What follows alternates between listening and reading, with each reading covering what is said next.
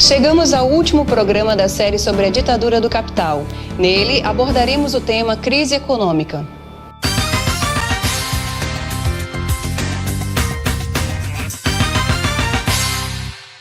A economia mundial mal se levantou da queda em 2008 e já começa a cambalear. A crise de agora é a mesma anterior? É um reflexo dela ou é totalmente nova? Afinal, quais são as semelhanças e diferenças entre a crise de 2008 e a de 2011? A crise financeira de 2008 foi a maior da história do capitalismo desde a Grande Depressão de 1929. Começou nos Estados Unidos após o colapso da bolha especulativa no mercado imobiliário e se espalhou pelo mundo todo em poucos meses, causando graves consequências, como nos explica o professor de economia André Lourenço. A crise do subprime ela foi gestada. A gente pode colocar dois níveis de explicações, um nível de explicação mais imediato e um nível de explicação mais profundo, né?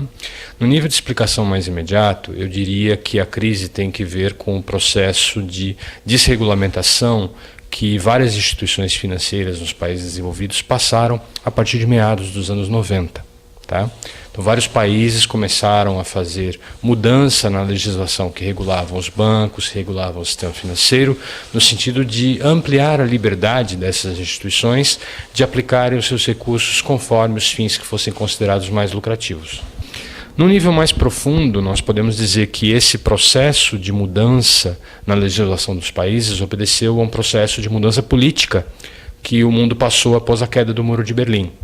Com a hegemonia das ideias liberais, vários autores começaram a propugnar pela ideia de que o sistema bancário deveria ter mais liberdade, de que as empresas, de modo geral, deveriam ter maior liberdade de ação.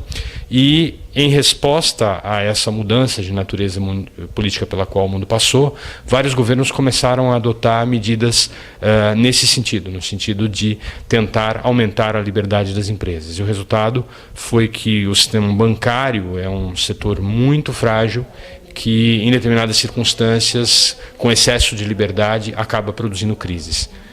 Na verdade, talvez seja até indevido falar em duas crises. Alguns analistas gostam de se referir à crise como uma crise de duplo mergulho, não é? Em que a economia piora, entra numa crise feia, dá uma melhoradinha, parece que vai sair da crise, mas volta a sofrer uma segunda queda. A estrutura desse endividamento excessivo demora muito tempo para ser diluída novamente. Para que os países consigam absorver e amortecer essas dívidas, vários anos se passam antes que esse processo de fato ocorra. Mas em momentos de crise você pode tentar amenizar a situação no seu cotidiano, como explica Paulo Xavier. Na realidade, ela teria que partir para informação. Tá? O principal solução seria informação, ou seja, conhecimento financeiro, educação financeira. Então, as pessoas elas teriam que ter conhecimento do que poderia protegê-lo. Então, tem desde poupança a títulos do governo, que pode render para proteger o capital, como também maximizar os resultados. Na realidade é o seguinte, a população assalariada, se ela não tiver um poder de conhecimento sobre investimentos financeiros, ela é penalizada com a falta de emprego. A crise ela vai gerar inflação, ela vai gerar falta de oportunidades de trabalho. E, por outro lado, também, o desconhecimento das pessoas na parte financeira leva com que o assalariado ele tenha perdas. Robério Paulino, do Departamento de Políticas Públicas da UFRN, vai nos responder algumas questões sobre esta crise e o porquê desse problema ter caído no colo do governo, que é pelo menos o que vem sendo dito, né, professor? Essa crise atual, da qual vem sendo tão falada, tem alguma ligação com a de 2008, aquela da bolha imobiliária?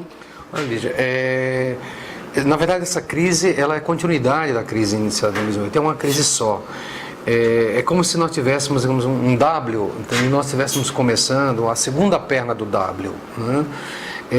não é uma crise, a crise de 2008 ela não foi uma crise passageira, apenas vinculada à especulação financeira, os títulos podres, né, o famoso subprime das hipotecas imobiliárias americanas. Né? Essa crise é uma crise estrutural, histórica, digamos, intrínseca, endógena do capitalismo contemporâneo. Então, é uma crise que não se sai fácil assim. Né? Quando é uma crise estrutural, se leva anos. A crise de 29, por exemplo, ela começa em 29, mas a economia vai descendo, a recessão vai se impondo, e o pico do vale, digamos, da depressão é em 33. Né? Nós estamos em 2011, e estamos vendo aí, digamos, que ao contrário do que se dizia, que era apenas uma marolinha, como o Lula falou, essa crise é mais séria, né? Mais séria e de difícil saída. Então seria uma espécie de efeito colateral mesmo dessa... Um segmento, né? Um segmento da mesma crise. Os governos conseguiram, em 2008, com injeção de trilhões de dinheiro público, né? Evitar uma quebradeira maior, mas os níveis de produção, eles não voltaram aos patamares anteriores a 2008. Né? Essa recuperação não foi completa. Então agora a economia é fragilizada e a situação agora é que esses mesmos governos têm menos bala na agulha, né? Para, digamos, tentar evitar uma nova queda. Segundo Guido Mantega, o abacaxi da economia passou do colo dos bancos para dos estados, né? E os governos ajudaram os bancos em 2008 e compraram o problema para si. O que você acha disso? Você concorda com essa afirmação? Na verdade, os governos puxaram para si, digamos, a responsabilidade para evitar uma crise maior. Eu acho que algo tinha que ser feito, mas, em minha opinião, a opção adotada foi imoral, porque os governos diziam que não havia dinheiro para serviços públicos, para educação, para saúde pública, né, que havia um déficit dos governos. Entretanto, quando acontece a crise de 2008, apareceram trilhões, né, de parte do muito dinheiro, dinheiro público, né, que não havia para o serviço público, de repente é dado, digamos, aos bancos, né, que criaram a crise. Né? Professor, mas nesse caso, então, existe uma possibilidade dessa crise se inverter? Ou melhor, de acontecer o mesmo que aconteceu em 2008, os bancos, eles virem a precisar novamente dessa ajuda e se transformar numa nova crise de bancos? Olha, na verdade eles já estão precisando. Né?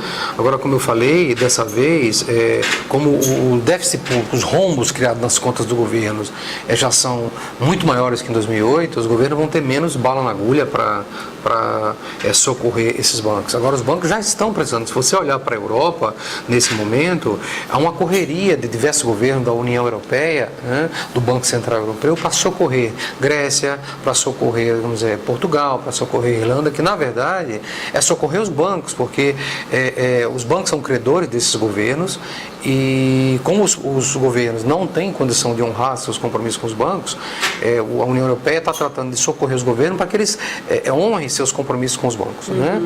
Mas da mesma forma como eu falei, em minha opinião, é uma opinião que mantém as coisas como estão e premia aqueles que criaram a crise. Entendo. Nesse caso, falando sobre o que a nossa presidente disse semana passada, que a solução seria consumir para evitar essa crise. Você acha que é essa mesma solução? Já que, por exemplo, a culpa não é exatamente das pessoas, dos trabalhadores, de nós enquanto sociedade, mas sim, né, desses maiores. O que você pensa sobre isso? Olha, eu acho que tanto Lula, na crise de 2008, quanto a presidente Dilma, estão perdendo uma excelente oportunidade de mudar o modelo econômico do país. Entende? Infelizmente, o que a gente vê é que esses governos todos, e mesmo o governo de esquerda como o governo do PT, são governos submissos e eu diria até controlados pelo mercado financeiro, né? Através de todo do sistema, da máquina, digamos, controlada hoje em dia pelo capital rentista, o capital financeiro, e que fazer isso é apenas remediar, estimular o consumo para ter uma política, digamos, compensatória da queda de consumo que pode haver com a crise, mas a saída seria outra, a saída seria fugir ou romper com a ditadura do capital financeiro no país e construir todo um novo modelo econômico voltado sim para o mercado interno, para a dimensão social, para a dimensão humana, que teria evidentemente reflexos na ampliação da base do mercado brasileiro, mas com outra concepção. Hoje em dia, o que você pode dizer é que o que está se sugerindo é não romper com o sistema financeiro, não romper com essa ditadura, né, dos financistas no país, né, manter as coisas como estão, que levaram a essa crise. Então, acho que a saída é outra. Entendo. No caso da repercussão deste momento agora em 2011, você acha que a gente vai ver grandes cenários assim de queda mesmo do PIB, do produto interno, recessões, grandes recessões, como em 2008 ou não, né? Porque lá foi dito, é uma marolinha, e agora estão dizendo, não, nós temos condições de enfrentar. O que você acha assim deste momento, neste cenário agora dessa crise? Lívia, em 2008 a coisa não foi uma marolinha. O Brasil foi um dos países menos afetados pela crise internacional. Mas o nosso crescimento em 2008 foi 0%. Foi 0%. Como eu falei, essa crise agora, ela é a mesma crise de 2008, é como se fosse um W com uma segunda perna desse W. E nós não podemos ter certeza se vamos ter a mesma intensidade de 2008. Agora, nós podemos dizer que a crise é grave, ela é perene, entende? Ela é uma crise que não vai se resolver tão facilmente, e agora esse repique que a gente vê na Europa e que pode chegar evidentemente aos países em desenvolvimento, pode afetá-los, não está claro ainda em que magnitude pode afetar, mas o certo é que vai afetar, e ela vem aumentando. O que a gente vê na Europa é o euro, a moeda europeia derretendo, são os bancos centrais correndo atrás, apagando incêndios, e não se resolve a questão dos déficits públicos, né? Não tem se resolvido. Essas ajudas que a União Europeia, os bancos centrais europeus têm dado, esses socorros, não têm resolvido o problema, né? Porque, como eu falei para você, o problema é estrutural, o problema implicaria, e é um rompimento, um enfrentamento com essa ditadura das dívidas públicas na mão do capital financeiro. Professor, durante a crise de 2008, o Brasil optou por não fazer cortes no orçamento, manter o que já estava programado, sem pacote de aumento de impostos, nem cortes drásticos por causa daquela crise. Já nesta, a gente já vê um cenário diferente. A presidente Dilma já anunciou cortes, inclusive há projetos que recaem, inclusive, sobre servidores públicos federais, de congelamento de salários, e os cortes que estão sendo anunciados, em sua maioria, são esses que afetam os trabalhadores. Você acha que é nesse momento que a gente paga a conta? Como é que você vê essa questão desses cortes? Olha, primeiro, repito que eu acho que esses cortes são imorais, porque a opção que foi feita em 2008 foi premiar, né, os especuladores irresponsáveis que criaram a crise e jogaram milhões de trabalhadores em todo o mundo no desemprego. Você premia esses especuladores que transformaram a economia mundial num grande cassino, numa grande Las Vegas, de forma completamente irresponsável, e agora tenta se passar a conta para a população. Entende? A conta do rombo. Então, o que a presidente Dilma tem anunciado só vem comprovar que, infelizmente, o Partido dos Trabalhadores, os governos Lula, né, e agora a presidente Dilma estão optando por uma política de coexistência pacífica, de estar bem com o capital financeiro, né, não enfrentá-los. Então, o que atravanca, impede o desenvolvimento do país e pode fazer com que a crise aqui chegue muito forte. Repito, digamos, estão perdendo, o governo Lula perdeu e a presidente Dilma está perdendo a opção de mudar completamente o modelo. Era o momento, era a opção, com o capital financeiro questionado, de mudar a visão, construir um novo modelo para o país e não fazer essa opção imoral, de premiar os que criaram a crise e transferir agora a conta. Para terminar, o Lula, em 2008, lembremos que ele não adotou políticas tão duras porque estava nos últimos 2 anos do seu governo, então havia uma eleição pela frente. Então o Lula não tinha interesse em adotar medidas antipopulares, né, que levassem a um desgaste, uma perda de credibilidade do governo frente às eleições que estavam chegando.